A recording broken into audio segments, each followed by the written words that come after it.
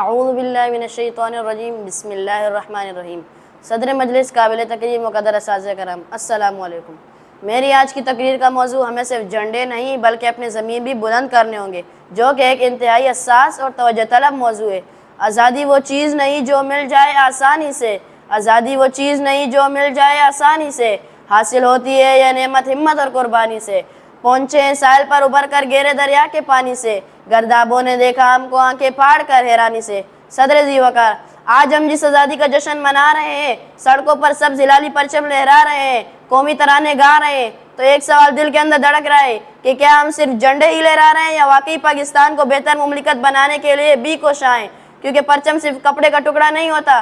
بلکہ پرچم تو اپنے اندر مکمل نظریہ رکھتا ہے، کہ پرچم تو قربانیوں کی علامت ہوتا ہے، یہ اپنے اندر ایک پورا عہد سموئے ہوئے ہوتا ہے۔ اس لیے ہمیں اپنے جھنڈے نہیں بلکہ اپنے ضمیر بھی بلند رکھنے ہوں گے۔ کہوں کیا کہ آرزوئے بے دلی مجھ کو کہاں تک ہے، کہوں کیا کہ آرزوئے بے دلی مجھ کو کہاں تک ہے، میرے بازار کی رونق سودائے زیاں تک ہے۔ لیکن افسوس، صد افسوس جناب صدر، کہ ہم نے جھنڈے تو اونچے اڑا لیے ہیں مگر سچ کو بہت نیچے گرا دیا ہے، دیانت کو دفن کر دیا ہے، وفاؤں کا گلا گھونٹ کر وعدوں کو توڑ دیا ہے، اللہ کا خوف بلا دیا ہے، جھوٹ عام ہو گئے، سچ بے اثر ہو گئے، دھوکہ فن بن گئے، طاقت ذریعہ ظلم بن گئے، نماز صرف تقریروں میں نظر آتی ہے، ناپ تول میں کمی ہنر بن گئی ہے، دھوکہ دے کر کی گئی کمائی پر الحمدللہ کہہ کر ضمیر مارے جا رہے ہیں، انسان زندہ لاشیں تصور کیے جا رہے ہیں۔ جناب صدر،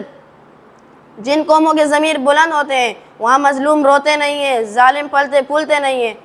وہاں عدل کا راج ہوتا ہے، دیانت ڈیرے ڈالتی ہے، قوم سچائی پر زندہ ہوتی ہے، اخلاق، کردار اور انسانیت نہ صرف ترقی کرتی ہے بلکہ سچائی، امانت اور خدمت ان کا نشان ہوتا ہے۔ جناب صدر، یہ تقریر صرف شور نہیں، دعوت بیداری کی کہ جشن مناؤ، ضرور مناؤ، لیکن یہ بھی یاد رکھو کہ ہر جھنڈا تمہیں جھنجھوڑنے کے لیے کھڑا ہے، یہ تمہیں بتاتا ہے کہ تم ہجوم کا حصہ نہیں بلکہ امت مسلمہ کے سپاہی ہو۔ صدر ذی وقار، 14 اگست کا دن اگر ہمیں جھنجھوڑ نہ سکا اور ہمارے افکار و خیالات کو پاک صاف نہ کر سکا تو ہم معاشرے کے ناسوروں کا خاتمہ کیسے کریں گے؟